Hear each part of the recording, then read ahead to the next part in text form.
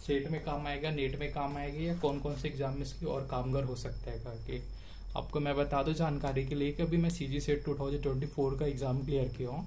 साथ में जो नीट जीआरएफ हुआ था जून वाले, उसमें मेरा जीआरएफ क्लियर है 99.41% के साथ में जो एमए हिस्ट्री था मैं जीजीयू से पढ़ाई किया हूँ, वहाँ से मैं यूनिवर्सिटी टॉपर था हिस्ट्री में, एमए हिस्ट्री में गोल्ड मेडलिस्ट था।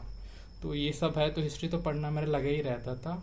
आज हम इसको थोड़ा डिटेल से देखते हैं कि कौन कौन सी बुक पढ़ी, कॉलेज टाइम कौन सी बुक पढ़ी, और नेट एग्जाम क्लियर करने के लिए कौन सी बुक पढ़ी, ये सब। तो फिर स्टार्टिंग करते हैं पेपर 1 की बुक से। एक तो पेपर 1 के लिए 2 बुक बहुत पॉपुलर है, आप नेट की एग्जाम की प्रिपरेशन करो या सीजी सेट की करो। एक तो ये है केवीएस मदान की। मदान बोला जाओ तो बहुत पहले ट्रेंडिंग में था, जब 20 या 22 के पहले तक, लेकिन अब दृष्टि का बुक आया तो मेरे ख्याल से दृष्टि का बुक इससे थोड़ा बेटर है। लेकिन आप सीजी सेट के लिए पढ़ना चाहो तो आप इसी ही ले लो, ये भी सही है। अभी लेटेस्ट वर्जन लेना तो उसमें काफ़ी बेटर हो गया है।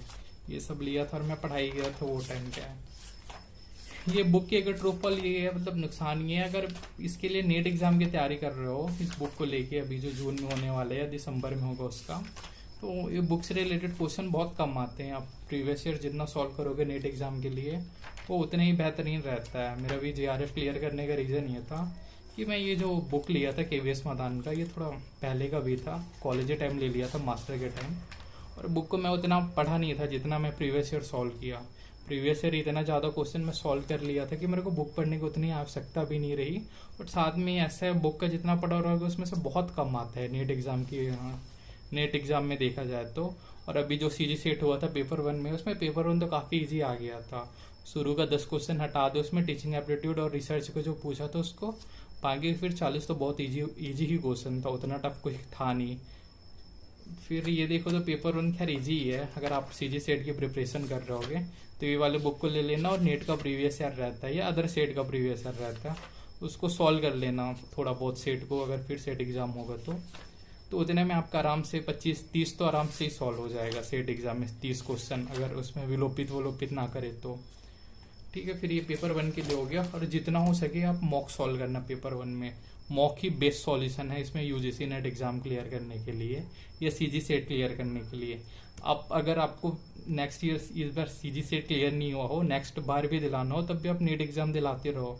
अगर एक बार नेट क्लियर होगा तो सेट की ज़रूरत नहीं है, और साथ में नेट रहेगा तो पूरा ऑल इंडिया में वैलिड रहेगा। वो स्टैंडर्ड का एग्जाम है, आप कहीं भी जाकर एडहॉक में वैकेंसी निकले ऑल इंडिया में तो उसमें जाके लिए अप्लाई कर सकते हो। और ट्राई करना कि आपकी जीआरएफ हो। नेट में अगर एडहॉक में जॉब मिल रही है यानी इसकी भी कोई गारंटी नहीं है। अगर जीआरएफ क्लियर हो गया तो आप कोई सा भी यूनिवर्सिटी में जाके पीएचडी के लिए रिसर्च कर सकते हैं। तो रिसर्च भी आपको होते रहेगा, साथ में 45,000 की अप्रॉक्स आपको मंथली आपको सैलरी या फेलोशिप जो है आती रहेगी। तो एक तो मेहनत भी उतना नहीं है जितना आप एडहॉक में पढ़ाओगे तो है, और साथ में पैसे भी अच्छे खासे आ जाते हैं उसमें, एक जॉब की ही इक्वल। तो ये हो गया पेपर 1 का बुक का। अब मैं अपना जो सब्जेक्ट है हिस्ट्री, उसकी बुक को स्टार्ट करने वाला हूँ। तो उसमें बुक में अभी मैं कौन से बुक मास्टर टाइम से पढ़ा था और कौन से बुक एग्जाम के टाइम पढ़ा